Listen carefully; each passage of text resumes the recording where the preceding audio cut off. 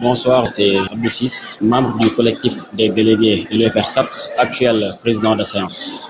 On a vu que vous avez convoqué une assemblée générale aujourd'hui au niveau de la FICE.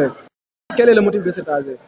Ici à l'université, d'ailleurs je dirais particulièrement à l'UFR-SAT de l'université Gaston-Berger de Saint-Louis, tous les étudiants savent que l'année est vraiment sensible. Maintenant, les professeurs, le directeur du FR et aussi les délégués de l'UFR ont jugé nécessaire de convoquer le conseil du FR. L'ordre du jour était comment faire pour sauver l'année académique 2013-2014. Le président de séance a bien déroulé donc son ordre du jour et a ouvert une liste d'interventions. Les représentants des étudiants de l'UFR-SAT, nous délégués, nous avons intervenu. Les professeurs aussi ont intervenu. Maintenant, suite à une longue discussion, les professeurs ont décidé d'invalider le second semestre. D'invalider le second semestre, cela veut dire faire normalement les enseignements du premier semestre de l'année académique 2013-2014. D'ailleurs, même pas mal de profs ont terminé leur programme. Il nous restait dans plusieurs UV à faire les TD. Maintenant, à la fin de ce semestre, nous avions autant pour moi songé de faire nos examens du premier semestre. Maintenant, de rentrer chez nous et de ne pas venir l'année prochaine au mois d'octobre, ni aussi de venir au mois de janvier, mais d'attendre au moins le mois d'avril, voire le mois de mai, pour venir faire le second semestre.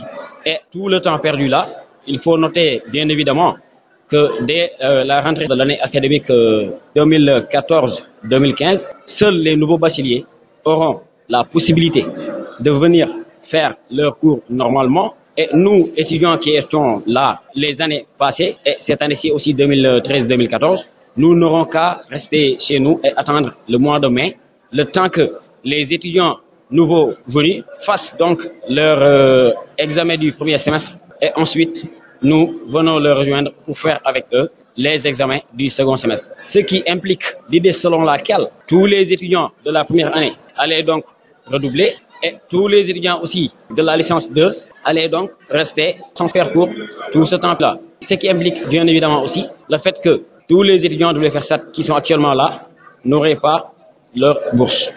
Et ça, nous disons non.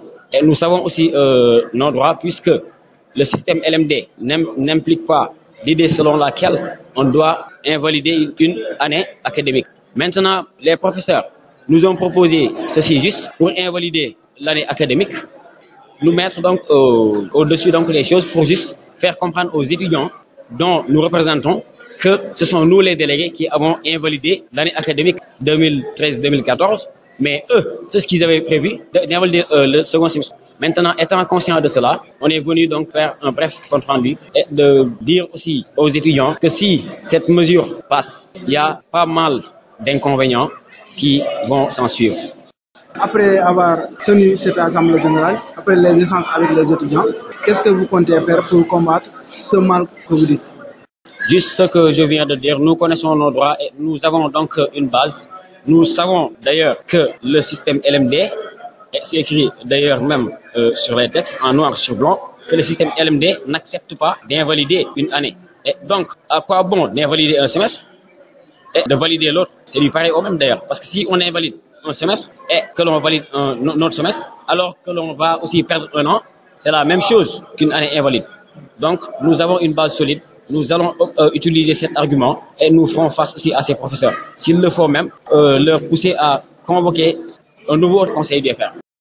Mais on a constaté qu'aussi, il y a quelques mois, vous aviez des difficultés par rapport à la tenue des TD pour les étudiants en licence 1 et en licence 2. Avec le temps que ça a pris pour régler le problème, pensez-vous qu'une session unique serait une solution au niveau de l'UFR-SAT? Ce que je peux vous dire, c'est qu'ils ne nous ont même pas soumis cette idée, l'idée de session unique. Ce qu'ils ont décidé, c'est d'invalider le second semestre. Ils n'ont même pas parlé de session unique. Donc vous êtes prêt à faire une session unique? Une session unique. D'ailleurs, les étudiants de l'UFR-SAT, tout le monde sait qu'ils ne sont pas prêts à faire une session unique. Parce que d'ailleurs même, ce qui a été proposé au début, ça a réfuté toute idée qui pouvait brandir donc une session unique. Donc, nous ne sommes pas prêts à faire une session unique. Mais ce qu'on avait l'intention de faire, c'est de continuer les enseignements du premier semestre et de venir au mois d'octobre faire les enseignements du second semestre. Ok, merci beaucoup, monsieur. Je vous remercie. Merci.